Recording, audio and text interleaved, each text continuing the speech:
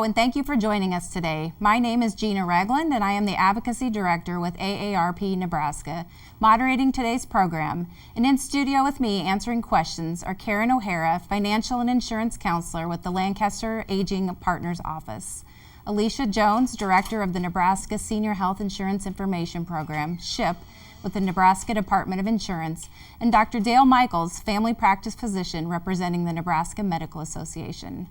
Our program today will focus on the basics of Medicare. As you can imagine, it will be impossible for us to cover all the ins and outs of Medicare during this short time. So our goal today is to give you a brief overview touching on some of the key points and programs and provide you with a number of community or state resources to contact for more detailed information when those questions or issues arise. The resources and their contact information will be provided on the screen throughout the program and at the end of the program as well. Our hopes would be that this program will be helpful for those of you in the audience that may already be on Medicare, soon to be applying for Medicare, or for those caregivers or family members of Medicare beneficiaries trying to maneuver through the maze. Welcome to all of you. Let's jump right in and begin with the basic definition of Medicare and the types of Medicare available. Alicia, can you give us a good definition and help us maneuver through the entire alphabet of benefits that are available through the Medicare program? Absolutely. So when people think about Medicare, I just want them to think about health insurance. That's all Medicare is. It's health insurance provided by the federal government. So it's going to cover the same services, procedures that most health insurance covers. Medicare does do it a little bit different. Instead of covering it all in one package, they divide it into different parts. I always tell people it is to your benefit that they do it that way because you can build the combination that you want. You really get to create the insurance that's best for you. So we have Medicare Part A, and that covers inpatient hospital stays. We have Medicare Part B, and that's really where the bulk of insurance is. The most of the procedures people are going to get are under Part B, and this is everything outpatient. So that's doctor's visits, outpatient lab work, MRIs, medical equipment, anything like that will be Part B. We also have Medicare supplements, which help cover your share of the cost, your deductibles, your copays. We have Medicare drug plans, which cover prescription drugs. And then we have Medicare Advantage plans, which are an alternative, and it's you getting your Medicare coverage from an insurance company. So all of the things I just talked about are covered by that Advantage plan. Perfect. So how exactly does a person qualify for Medicare then? So when we typically think about Medicare, we think of it as being for people of a certain age. But that's not the only group that qualifies. Most people on Medicare get their Medicare because they've reached age 65. So you qualify the month you turn 65. We also have people with disabilities on Medicare. So under the age of 65, if they're receiving Social Security disability, after 2 years, they can get Medicare benefits.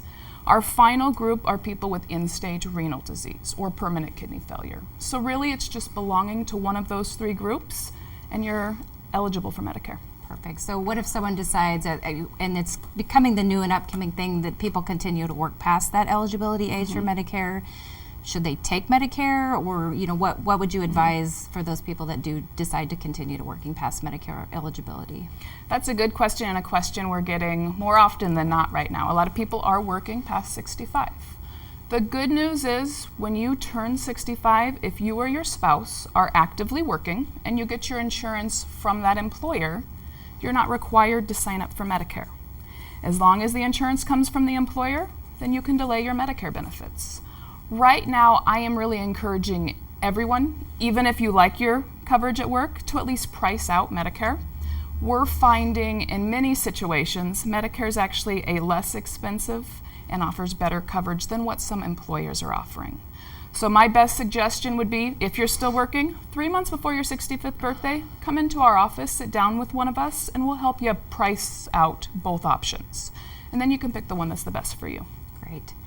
So let's go a little bit more into detail about the prescription drug program, Part D, D as in dog, that you mentioned briefly. It's the newest Medicare program that's available to beneficiaries. We know it provides coverage for medications, but when can someone sign up for the program?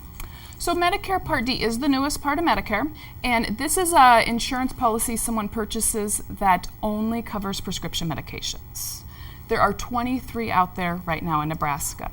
And I know that sounds overwhelming, but it is to the person's benefit that Medicare does it that way, because you get to pick the plan that best covers you.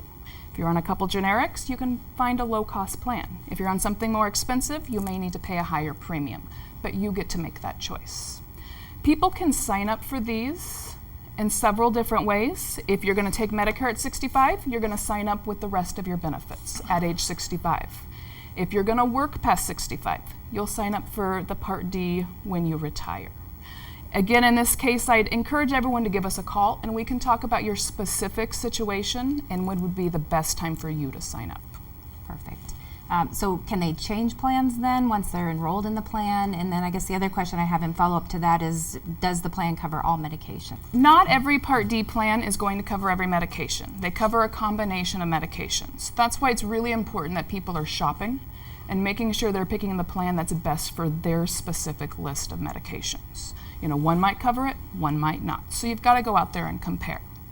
You can switch these plans every year. And the nice thing about being able to switch every year is your medication list may change. So maybe this year you're on a few generics, maybe next year you get put on a brand name medication. Because of that, Medicare allows you to change from year to year. October 15th through December 7th is open enrollment, and that's your time to go out there and compare options and pick a new plan for next year if you'd like to. Okay. And you did mention, Alicia, that they could come to you for assistance with Part D. I guess, what exactly does the SHIIP office do for people to help them with Part D enrollment? The Nebraska SHIIP will help people with really any part of Medicare. So from the beginning, hey, I'm new to Medicare and this is confusing, we can help you with that. Beyond that, each year during open enrollment, we'll actually sit down with people and help them compare plans. So bring in a list of medications. We will use Medicare's website to compare those plans, and then we can price out all options so the person knows what they can expect when they go to that pharmacy, and then they can pick the best option for them. Great, that's an awesome benefit, and thank you for sharing that. We're going to move on now, and Karen, I have a couple questions for you. We always encourage anyone who has questions to seek assistance when it is time to sign up. We talked about Alicia with SHIIP and some of the services they offer, especially for Part D. But can you talk about why it's important to find the right resource in obtaining assistance for enrollment? And can you give the audience some ideas on who can help with this and when do they need to sign up? Sure, thank you, Jina. People who are approaching retirement often feel overwhelmed by the complexity of Medicare. They might not understand what the different parts mean, or how supplements or advantage plans work, or how to go about signing up for Medicare. Additionally, a lot of people report being overwhelmed by advertisements they're getting in the mail, outreach from insurance agents. They don't know who to turn to, and they don't understand the Medicare process. It's a confusing time for many people. So fortunately, there is assistance available. Nebraska SHIIP has trained counselors in every county in Nebraska who can provide unbiased assistance on the different aspects of Medicare.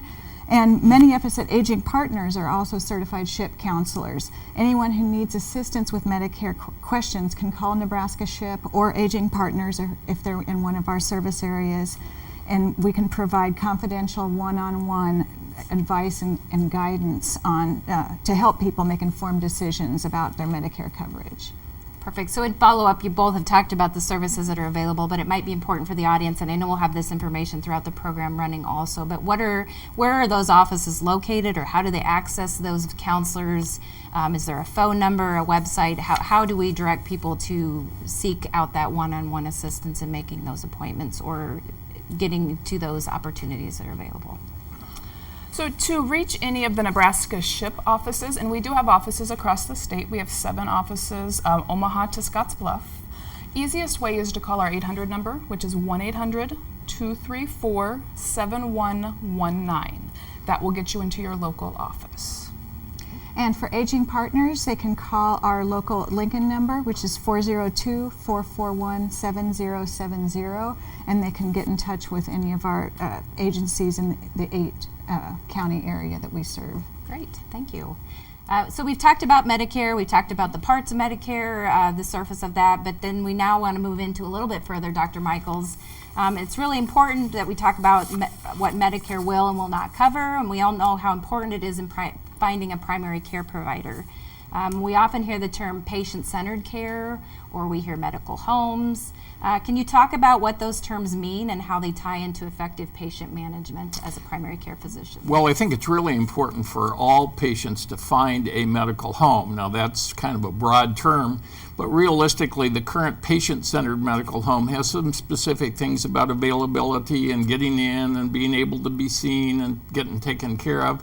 And this medical home also becomes the area where all of the reports from any subspecialist or anybody else who takes care of you can go and be centrally located so that somebody is in charge of the whole body.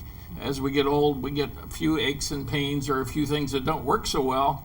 And so we sometimes have a specialist for this and a specialist for that, but each of them works in their own area. And so you need to find a medical home. And I think it's important, Jina, for people who do have a primary care physician, and make sure that primary care physician will continue to take care of them after they go on Medicare. Most people will, but the government makes it not so simple sometimes, and so some physicians just can't do that. But most do if you're established. If you're going to move from, say, western Nebraska back to Lincoln or Omaha, you better make sure that your doctor out there contacts and makes arrangements for you to have a primary care physician when you move, because people who come to Lincoln, for instance, or come to Omaha and call, they may not be able to find a primary care physician right away. So that's important. As Alicia said, most of the coverage from Medicare is very similar to what they may have in their private insurance. Payments are different, methods are different, but most of it's very much the same. And so taking care of the basic things can be taken care of whether you have Medicare or whether you have some other insurance plan. Perfect. So it sounds like with patient-centered medical home, it's really, I wouldn't say a one-stop shop, but all the systems should be talking together so there isn't a break in communication if a service has been provided outside of that medical home. How do you recommend, or what's the current way to make that more continuity for the patient? If the patient care starts in the medical home and you need to see somebody else, that medical home can help you get arrangements, and then they get communication back. And so if the other physician changes your medicine, say, for instance, you need to have somebody who knows that that medicine's been changed, because that medicine may have an interaction. You can take a great medicine that works well for breathing problems, for instance, but you can't sleep on it. And somebody needs to know that, and the subspecialists tend to all be in their little area. So I think finding a medical home, finding someone who can figure out what you need in terms of preventative care. Medicare in the last few years has started to cover more preventative care than they ever did, and that's a good thing for patients, but you need somebody who can find out what you really need and what should be done and what needs to be done and what maybe doesn't need to be done. Right. So ensuring overall the patient safety, it sounds like, is what's utmost important, especially when you have medications that patient safety and helping them be as healthy as they can be. Absolutely. And enjoy their life as much as they get old, so when they're in their 90s they can still go play tennis. Wonderful. Great.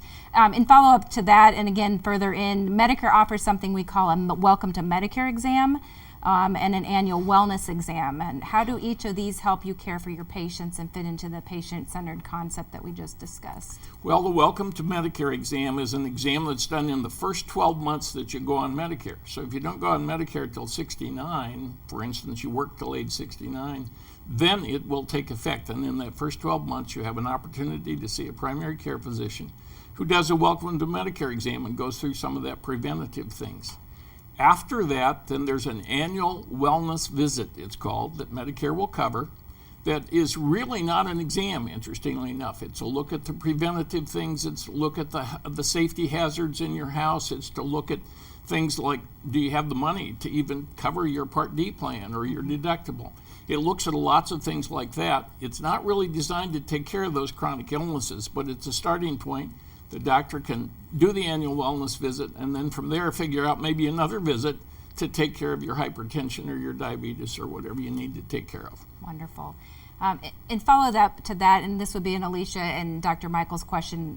We said that Medicare doesn't always cover everything, but then we have the options for supplements and those sorts of things. So how would you recommend someone, again, wielding through that entire process, figuring out, well, I know I want to go have this done, but how do I decide whether or not I can afford to pay for that, or my Medicare can pay for that, or my supplement and such?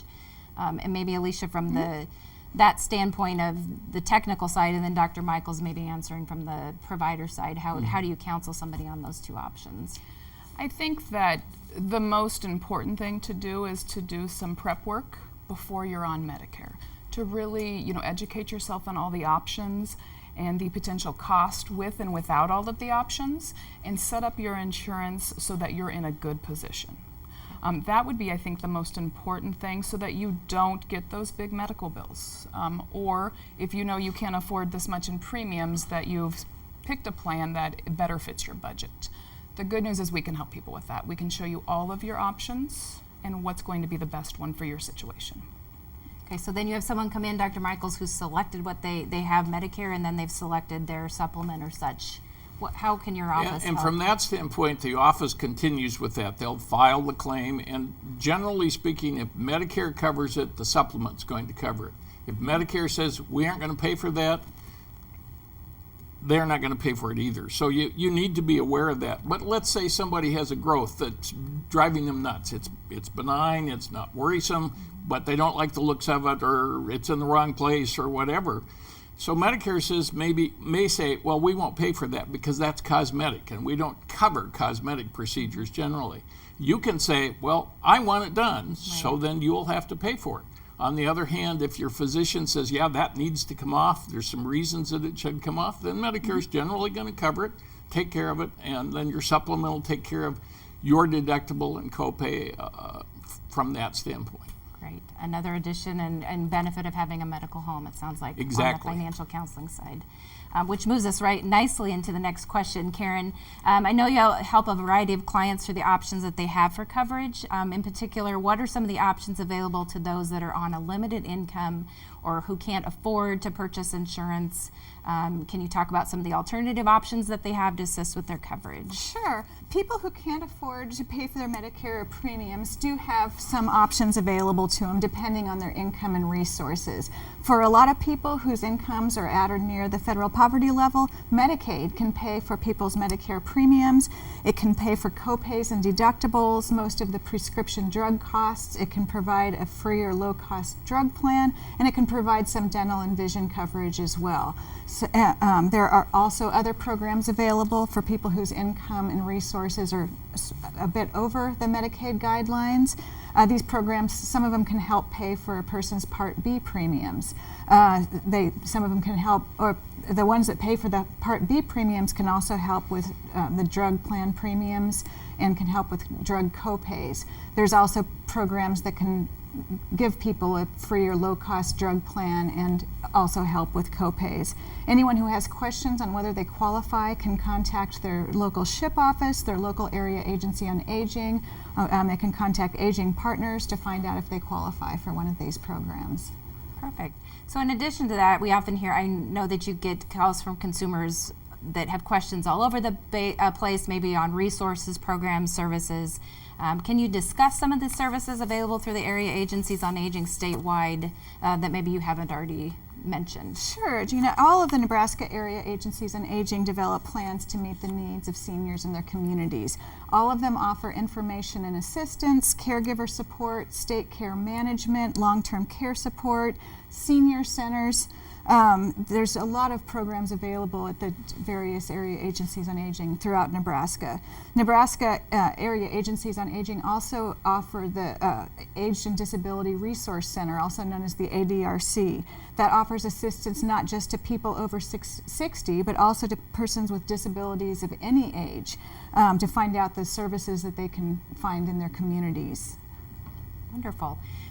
Dr. Michels and Karen, we touched briefly already on, and you said the importance if you're already with a provider and you're going on to Medicare, or you might be moving to another community, or we just may have someone who's never has a gap in the services and seeing a provider. It's difficult then for many times when you go onto Medicare to find a provider or a physician that might be accepting new Medicare patients. Do either of you have any advice you can offer to assist beneficiaries or family members and caregivers in finding a provider that can provide that care? Go ahead, Karen, and talk about what the agency does in terms of trying to help patients in that direction. Okay, well, one place that we look a lot is Medicare.gov has a feature under the Forms, Help, and Resources tab that people can find doctors that accept Medicare in their area. They can also call Aging Partners or the local area agency on aging. We will help them navigate the process of finding doctors that accept Medicare and that are taking new Medicare patients. And for Dr. Michels, I believe that they can call the... In Lancaster County, they can call the Lancaster County Medical Society, and other places they may be able to call a community hospital and find out if they have some physicians or physicians help.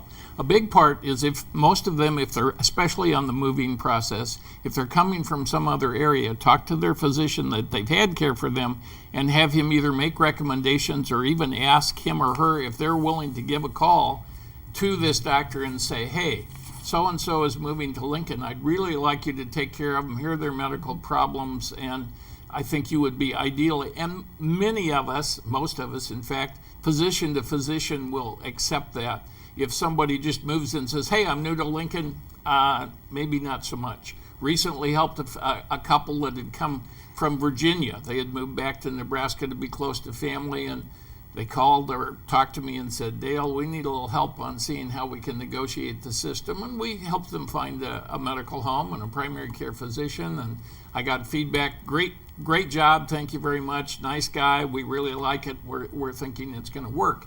I think one of the other neat things that Karen and her group does, which personally is a personal experience, when my mother was about 98, she ran out of money. Most of us don't expect to live long enough to run out of our funds, but she ran out of money. And so we had to get her some assistance. She was in assisted living. Karen's team put together a great thing with a waiver. She spent the last few years of her life in assisted living until she died at age 100. So there's lots of things that can be done to help patients all across the spectrum. Great. Referrals are important. And again, that continuity, the medical home, the patient-centered, it sounds like that really all just, that kind of seems to be the message of the day that we're gathering. So now we're going to move off a little bit more into some more recent things that have happened. And this question, I guess, Alicia, will go to you. We know CMS, or the Centers for Medicare and Medicaid Services, recently announced an initiative that removes Social Security numbers from Medicare cards. So people who are on Medicare are now recipients of what we call a new card. Can you talk briefly about the initiative and how it will affect Medicare beneficiaries in Nebraska? What should everyone know or be watching for as it relates to the initiative? So this is great news for Medicare beneficiaries. Prior to these new cards, if individuals were carrying around their Medicare card, they were carrying around their Social Security card. They use that Social Security number to identify them. This really left people open for the potential of identity theft. Medicare realized this, and they have changed that. Good news for Nebraskans, new Medicare cards were mailed in July. So hopefully everyone out there with a Medicare card now has a new Medicare card, and that Social Security number has been removed. If you have not yet received your new Medicare card, I would ask that you give us a call. We can look and see if that card has been mailed, and maybe it was a different address it got mailed to, and then we can help you get that new Medicare card. So what would your advice be to someone who gets a new card and they still have their old card? And also then maybe Dr. Michels, you can talk about this from the provider perspective. If someone brings the card into you that has the old information, you know, how does that process, how are we transitioning beneficiaries to make this effective for them? So on Medicare's side, the transition should be fairly seamless. The old numbers and the new numbers are linked to each other. When you get that new card, I would ask that you shred the old card. Remember, it's got your Social Security number on it, so you don't want that laying around. You don't want to just throw it in the trash or the recycling because it does have that personal information. So go ahead and shred it. That new card is ready to go. You can take that to any provider and they'll be able to use that new number. Okay. And we'll just enter it into the systems in the office and change the number, basically, just like we would have to change your address.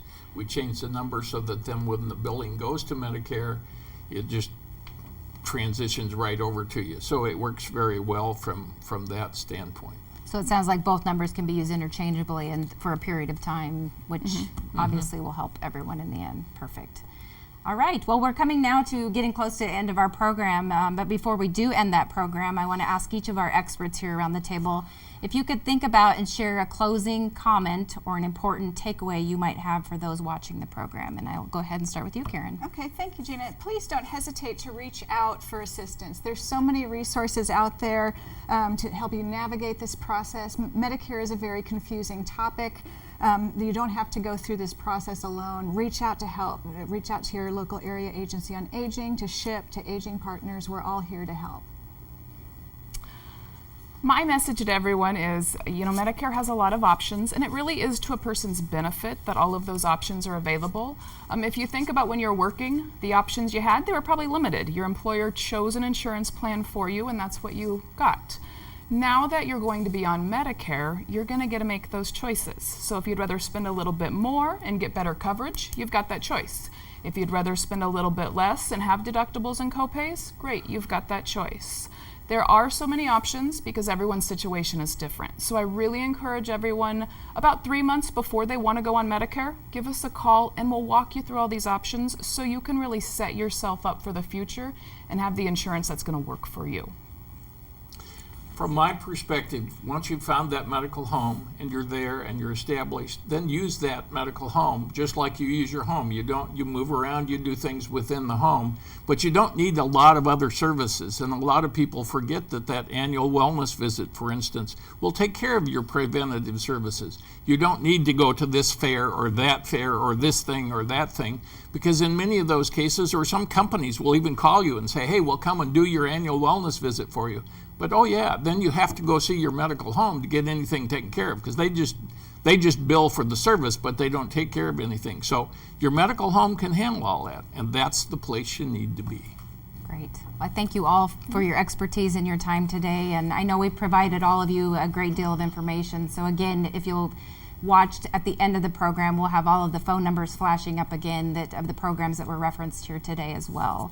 I want to thank you all for joining our program today, and we hope you found the information helpful, that you found a takeaway, and again, that you found where you can go for additional help and resources as it pertains to some of the Medicare topics we talked about today. Again, it's been reiterated, please don't hesitate to contact any of the agencies that were listed in the credits that we just mentioned. And again, thank you for joining our program.